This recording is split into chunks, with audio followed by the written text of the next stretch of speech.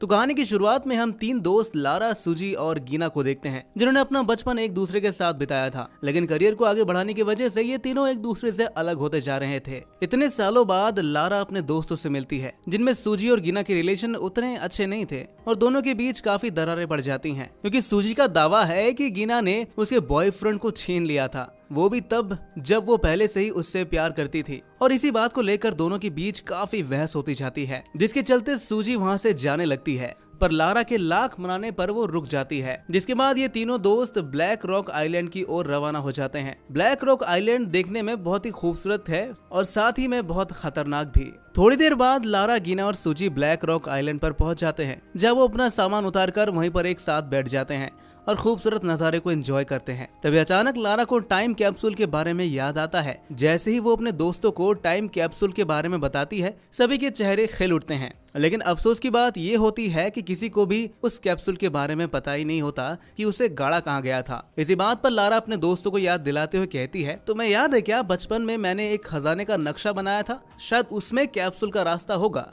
इतना बोलकर लारा अपने पुराने बैग से नक्शा निकाल लाती है, जिसके बाद ये तीनों कंपास लेकर आगे बढ़ने लगते हैं। लेकिन इसी बीच गीना और सूजी में दोबारा से झगड़ा हो जाता है और इस बार झगड़ा बहुत ही ज्यादा बढ़ जाती है, जिसमें सूजी गीना पर दोस्ती तोड़ने का आरोप लगा देती है। लारा दोनों को काफी समझाने की कोशिश करती है, लेकिन कोई भी उसकी बात सुनता ही नहीं, जिससे लारा निराश होकर टेंट से दूर जाकर बैठ जाती है। कुछ देर बाद लारा गीना के पास जाकर उसे समझाती है कि वो सूजी से माफी मांग ले, जिसके जवाब में गीना उससे कहती है, अरे मैं क्यों मांगू माफी, उसका बॉयफ्रेंड तो उसे धोखा दे रहा था, मेरी क्या गलती इसमें।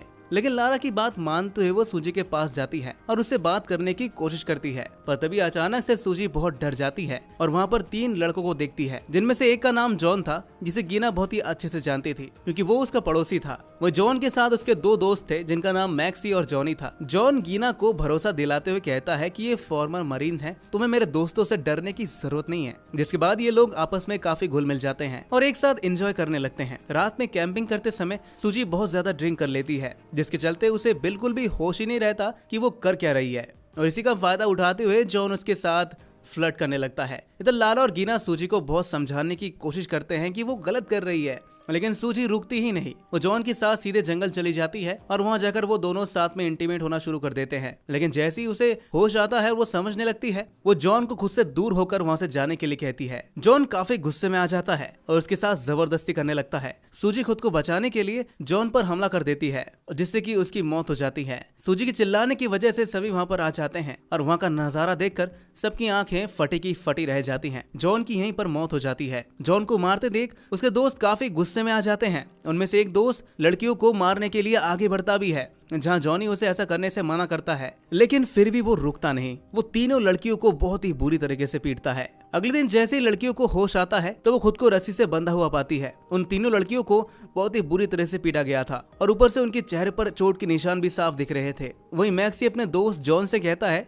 इन्होंने हमारे दोस्त को मार दिया है, हमें इन लड़कियों को फौरन मार देना चाहिए।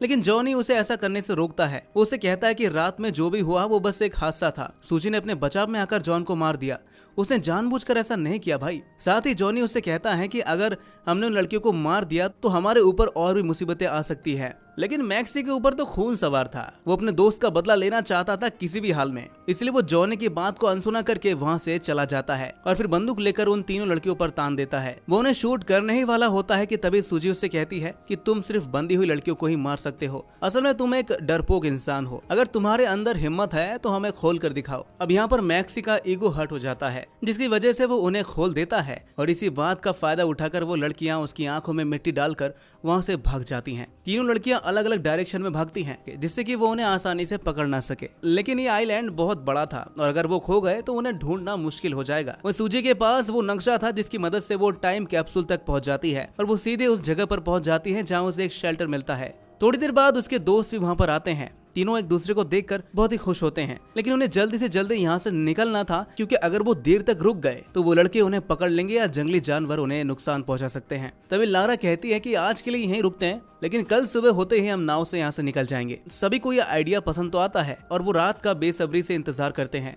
जैसे ही अंधेरा होता है वो तीनों किनारे पर पहुंच जाती हैं और अपनी नाव को ढूंढने लगती हैं, लेकिन तभी उन्हें पता चलता है कि उन लड़कों ने नाव की रस्सी को पहले ही काट दिया है, जिससे नाव अब बहुत दूर जा चुकी है। इस बात से वो लोग काफी परेशान हो जाते हैं, उनकी खुशी गम में बदल जाती है। तभी सूजी अपना एक नया विचार रखती है। वो कहती है कि क्यों ना हम तैरकर उस तरफ पहुंच जाएं और फिर अपनी नाव से निकल जाएं। लेकिन लारा इस खतरनाक रास्ते से सहमत नहीं होती, पर सूजी और उसकी दूसरी दोस्त इस विचार को पसंद करते हुए आगे बढ़ने लगते हैं। वो वहाँ पर धीरे धीरे रेंग कर जाती हैं ताकि वो लड़के उन्हें पकड़ न ले। वही लारा भी अपने दोस्तों को अकेला नहीं छोड़ सकती थी, इसलिए वो भी उनके पीछे पीछे चलने लगती है। लेकिन तभी अचानक लारा खड़ी हो जाती है और उन लड़कों की नजरों में आ जाती है। बिना किसी हिचकिचाहट के वो उन पर गोली चला देते हैं, जिससे लारा वहीं गिर जाती है और उसकी मौत हो जाती है। गीना जानती थी कि अगर सूजी लारा को बचाने जाएगी तो खतरा और भी बढ़ सकता है, इसलिए वो फौरन सूजी को बोट की ओर इशारा करते हुए वहां से जाने को कहती है। लेकिन बोट बहुत दूर थी और इसी दौरान वो लड़के उन्हें देख लेते हैं और गोलियां चलाना शुरू कर देते हैं। वो पानी में छिपने की कोशिश करते हैं, लेकिन ठंडा पानी होने की वजह से वो धीरे धीरे कमजोर होने लगते हैं। अब उनके पास बस एक ही रास्ता बचता है, या तो वो बाहर निकल जाएं या फिर जल्दी से बोट तक पहुंच जाएं।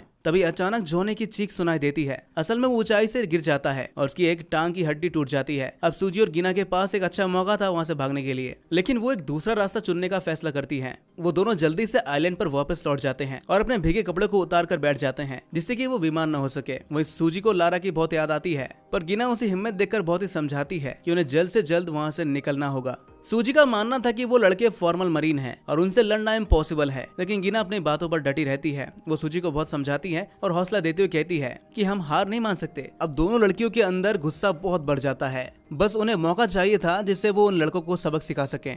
वहीं उम्मीद की किरण के तौर पर वो अपने नक्शे की ओर देखते हैं, लेकिन उन्हें कोई रास्ता मिलता ही नहीं। तभी उनकी नजर टाइम कैप्सूल पर पड़ती है, जो थोड़ी ही दूर पर था। वो दोनों फौरन दौड़कर वहां जाते हैं और उस कैप्सूल को जमीन से बाहर निकाल लाते हैं। 20 साल पहले छुपाया गया सामान अब उनके लिए एकमात्र सहारा बन जाता है। कैप्सूल में उन्हें सिर्फ एक छोटा सा चाकू मिलता है, जिससे वो काफी मुश्किल से अपनी रक्षा कर पाते। पूरी रात सूजी और गीना दोनों एक दूसरे को सहारा देकर अपने अपने अतीत की कड़वाहट को भुला देते हैं और साथ ही सूजी गीना को माफ कर देती है और अब दोनों मिलकर अपने दोस्त की मौत का बदला लेने का फैसला करते हैं। और देखते ही देखते सुबह हो जाती है। सूजी मन में ठान लेती है कि वो अपने दोस्त की हत्या का बदला लेकर रहेगी। वो जॉनी को किनारे पर पड़ा पाती है। जॉनी का पैर टूटा हुआ था और वो दर्द से करा रहा था। उसे देखकर सूजी के मन में बदले की आग और बढ़ जाती है और इस पर गीना उससे कहती है, सूजी ये सही मौका है, जाओ उसे मार दो। सूजी ये सुनकर थोड़ी घबरा जाती है। तभी गीना उसे सारी बात याद दिलाती है कि कैसे उन लड़कों ने हमारे दोस्त लारा को मार दिया है। सूजी गीना की बात सुनकर गुस्से में आ जाती है और बदले की आग उसकी आंखों में साफ झलकने लगती है। वो धीरे धीरे रेंगते हुए जॉनी के पास पहुंचती है, लेकिन तभी अचानक से जॉनी की आंख खुल जाती है और वो जोर जोर से मैक्सी को बुलाने लगता है। यहाँ सूजी उसे जल्द से जल्द मारना चाहती थी। वो जॉनी को मारने के लिए आगे बढ़ती है और उसे मारने ही वाली होती है कि तभी जॉन उसका हाथ पकड़ लेता है। सूजी उसकी पकड़ से छूटने की काफी कोशिश करती है, लेकिन जॉनी की पकड़ लोहे की तरह मजबूत था। और इधर गीना सूजी को मुसीबत में देखकर उसे बचाने के लिए जाती है और उसे जॉनी की पकड़ से छुड़ाने की कोशिश करती है। इसी बीच मैक्सी भी अपना पिस्तौल लेकर वहाँ आ जाता है और गोलियां चलाना शुरू कर देता है। वो गोलियां सिर्फ लड़कियों को डराने के लिए चलाता है, क्योंकि अगर वो सही जगह निशाना लगाता तो कुछ गोली उसके दोस्त को भी लग सकती थी। अब गीना तो डर के मारे वहाँ से भाग जाती है, लेकिन सूजी भागती नहीं। वो बिना डरे बंदूक को उठाती है और जॉनी पर चला देती है, जिससे जॉनी की वहीं पर मौत हो जाती है। लेकिन अब गीना की जान खतरे में पड़ जाती है। गीना अपने जान बचाने के लिए पहाड़ के किनारे पहुंच जाती है। मैक्सी भी उसे ढूंढते ढूंढते वहां पर पहुंच जाता है। वो गीना पर निशाना लगाने ही वाला होता है कि सूजी तभी अचानक से आकर उस पर हमला कर देती है, जिससे मैक्सी की आखिरी गोली बर्बाद हो जाती है। लेकिन मैक्सी भी हार नहीं मानता। वो फौरन चाकू निकालकर गीना और सूजी को धमकाने लगता है, क्योंकि उन लड़कियों ने उसके दोस्त को मार दिया था। इधर सूजी और गीना भी हार मानने वालों में से नहीं थे। वो दोनों मिलकर मैक्सी पर हमला कर देते हैं। उसी दौरान गीना जल्दबाजी में एक पत्थर से टकराकर बेहोश हो जाती है और इसी मौके का फायदा उठाकर मैक्सी सूजी पर हमला कर देता है। पहले तो वो सूजी को लात घुसों से पीटता है, फिर एक लकड़ी उठाकर उसके पीठ में घोंप देता है और सूजी दर्द से कराने लगती है। लेकिन मैक्सी फिर भी रुकता नहीं। फिर वो सूजी को खत्म करने वाला होता है, लेकिन गीना पीछे से आकर उस पर हमला कर देती है और वो मैक्सी का गला काट देती है, जिससे उसकी वहीं पर दर्दनाक मौत हो जाती है और लारा का बदला भी पूरा हो जाता है। जिसके बाद सूजी और गीना दोनों जल्दी से अपना सामान बटोरकर सबसे पहले 911 पर कॉल करते हैं और एक बोट मंगवाते हैं। थोड़ी देर में वहां पर बोट आ भी जाती है, जिसमें बैठकर दोनों उसी जगह पर पहुंच जाते हैं जहां से वो यात्रा करना शुरू करते हैं। याद कीजिएगा दोस्तों, ये तीनों इस आइलैंड पर हंसते खेलते हुए आए थे, लेकिन अब उनमें से एक की मौत हो गई थी, दूसरे की पीठ पर गहरा जख्म बन गया है और तीसरे का चेहरा बुरी तरह से कट चुका है। लेकिन इसके बावजूद वो हिम्मत नहीं हारते और अपनी जान बचा ही लेते हैं। ये कहानी में